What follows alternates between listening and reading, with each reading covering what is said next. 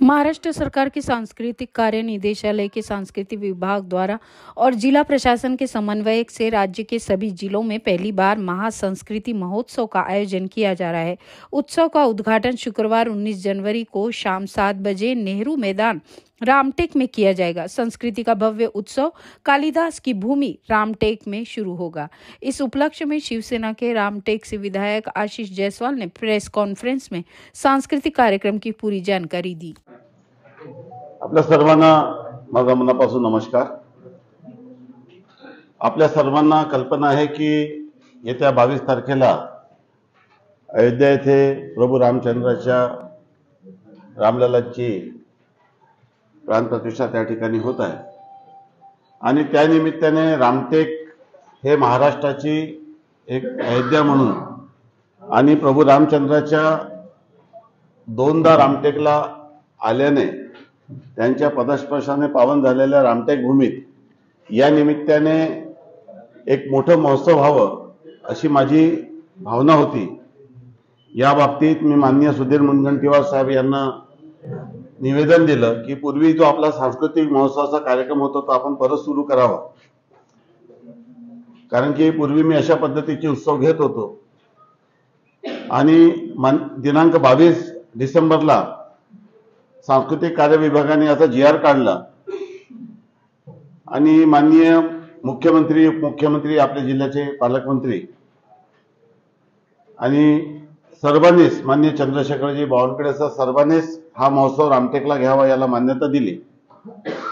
जिल्हाधिकारीला त्यांनी त्या पद्धतीच्या सूचना दिल्या आणि दिनांक 19, 20, 21, 22 व 23 असं 5 दिवसाचा रामटेक येथे सांस्कृतिक महोत्सव आयोजित करण्यात आलेला आहे आणि या सांस्कृतिक महोत्सवामध्ये 19 तारखेला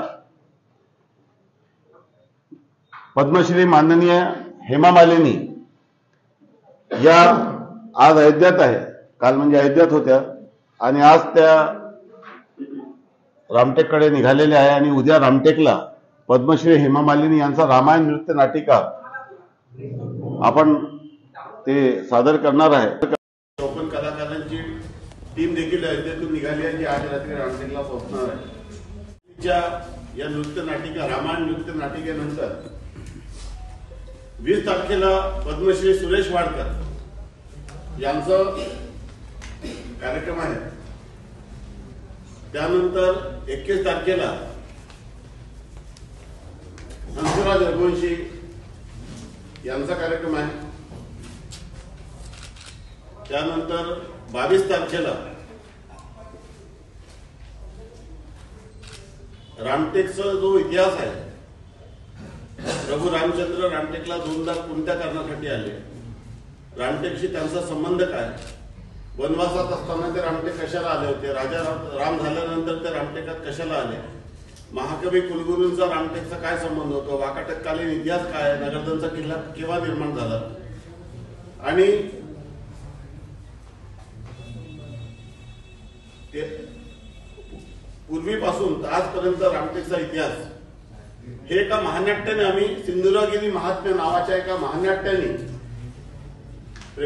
लोकांच्या समोर आपण सादर करणार आहोत आणि त्या महानाट्याच्या शेवटी अयोध्येचा कार्यक्रम दुपारी संपून जाईल, परंतु रात्रीला मी माननीय मुख्यमंत्री आणि उपमुख्यमंत्री या दोघांना विनंती केली आहे की तुम्ही रामटेकच्या कार्यक्रमात या। उद्या माननीय नितीन गडकरी साहेब रामटेकला एक संस्कृत विद्यापीठाच्या कार्यक्रमासाठी येत आहेत, परंतु माननीय देवेंद्रजी फडणवीस यांनी 21 तारखेला रामटेकला येण्याचं मान्य केलं आहे। 22 तारखेला मुख्यमंत्री अयोध्येतून थेट रामटेकला येण्यासाठी त्यांनी कन्सेंट दिलेली आहे। फक्त त्यांचा विमान खूप VIP मुवमेंट आणि माननीय मोदी साहेब तिथे असल्यामुळे विमानाचा जर टेक ऑफ लवकर झाला तर ते डायरेक्ट रामटेकला या ठिकाणी येणार आहे। त्यानंतर 23 तारखेला पद्मश्री कैलाश खेर यांचा कार्यक्रम आहे। अशा पद्धतीने 5 दिवसाच्या कार्यक्रमासोबत स्थानिक कलाकारांसाठी मेहंदी स्पर्धा, रांगोळी स्पर्धा, पेंटिंग आणि फोटोग्राफी कॉम्पिटिशन, बोटिंग कॉम्पिटिशन, त्यानंतर कलश यात्रा, त्यानंतर मशाल यात्रा, त्यासोबतच विष्णूजी मनोहर यांचे महाखिचडीचा कार्यक्रम 21 तारखेला आम्ही ठेवलेला आहे. त्यासोबत 22 तारखेला फायर शो हे देखील ठेवलेलं आहे. लेझर शोचं देखील आयोजन केलेलं आहे. आणि हॉटेल बलून हे पूर्ण 5 दिवस आपलं या ठिकाणी सुरू राहील. एरो मॉडेलिंगनी पुष्प वर्षा आपण करणार आहोत. आणि आपल्या सर्वांना सांगू इच्छितो की 23 तारखेला खाद्य महोत्सव म्हणजे फूड फेस्टिवल आपण या ठिकाणी ठेवलेलं आहे. अशा पद्धतीचं विविध कार्यक्रम असं आयोजन राज्याच्या सांस्कृतिक कार्य विभागाने विशेष करून माननीय सुधीर मुनगंटीवार साहेब यांनी या कामासाठी ही योजना तयार करून निधी दिल्यामुळे आम्हाला करता आलं. जिल्हा प्रशासन आणि दक्षिण मध्य सांस्कृतिक केंद्र किंवा सांस्कृतिक कार्य विभाग